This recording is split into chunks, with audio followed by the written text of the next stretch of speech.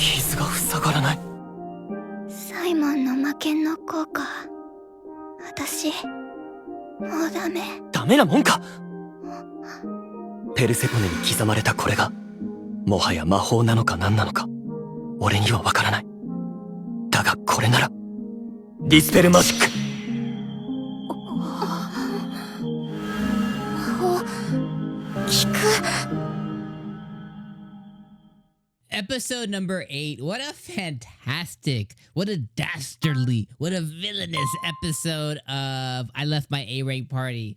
Man, I've told you guys before, I love. I love the I got kicked out from my party and now I'm here for revenge. I love those types of the storylines. They're just so good. And I think these storylines are always the best when they don't go overly good, when they don't make somebody overly dead, when they don't make somebody overly hero trying to save everybody, when they have a little bit of maliciousness, a little bit of that revenge, a little bit of that I'm gonna get you back, a little bit of the I'm gonna kill you kind of vibes. I love that kind of stuff. And I think here, Yuke exceeded my expectations from here.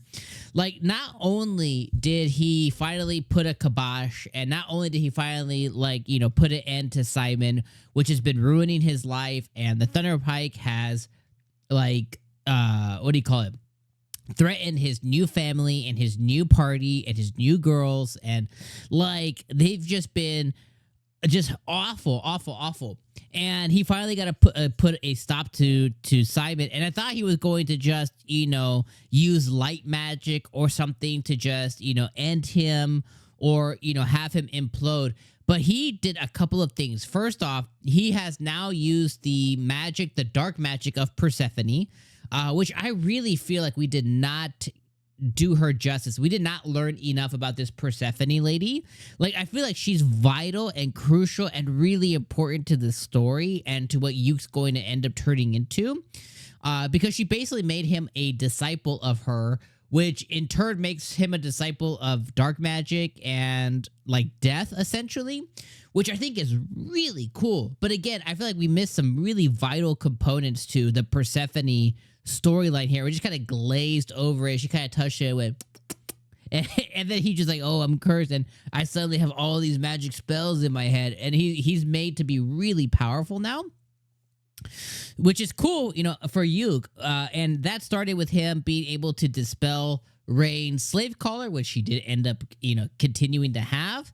That ended up with him putting a curse on this 𝐒𝐻𝐸𝐽 guy, which is like, you know, the big fat merchant dude.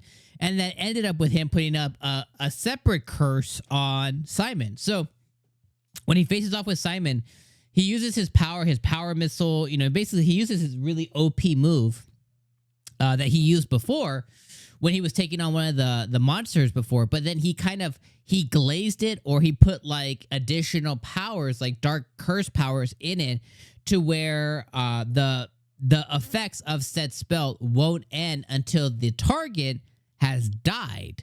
And because he's immortal, the effects are never going to end because he's immortal now.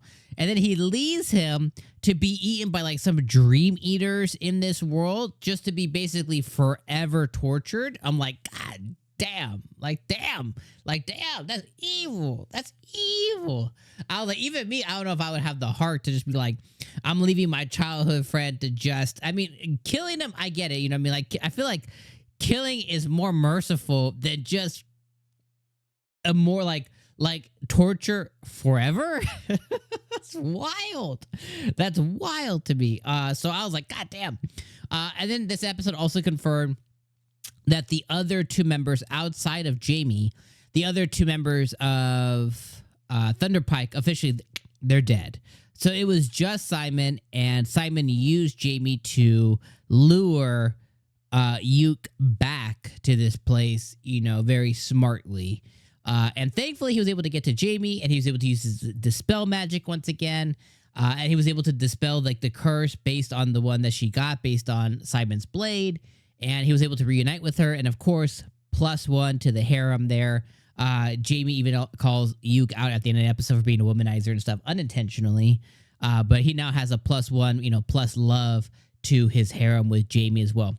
Now, I don't think she'll join Clover with the other girls or anything, but I think that she will be after Yuke in some way, shape, or form, in the future. Whether we'll actually see that or not in the anime, that remains to be seen. I guess the last thing I'll talk about is just the Rain. When they were facing off against Basio, the merchant guy, Rain officially claimed herself as she belongs to Yuke. And I was like, God damn, Rain, let's go, baby girl.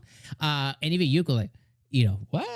But then he went with it, you know what I mean? So he didn't say no or anything. So I love that as well, too, that Rain basically said, I am Yuke's woman. Now, whether Marina and Silk and potentially even Nene will follow suit with that, and he just ends up having a big home of love, with potentially Jamie in the future. Who knows? And Lady Persephone.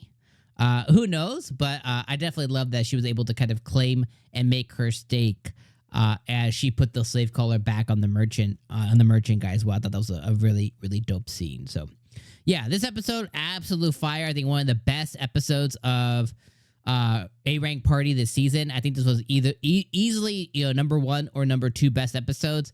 I think this was easily an 8 or 8.5 out of 10 episode. I thought this was a really great episode overall. Entertaining, fun, crazy, revengey. I love all of it. So really good stuff. My only major gripe is just the fact that I feel like there was really important things like the Persephone stuff that were just left unsaid, which kind of just makes me go like, I kind of wish they would have spent a little more time covering that. But regardless, fantastic episode.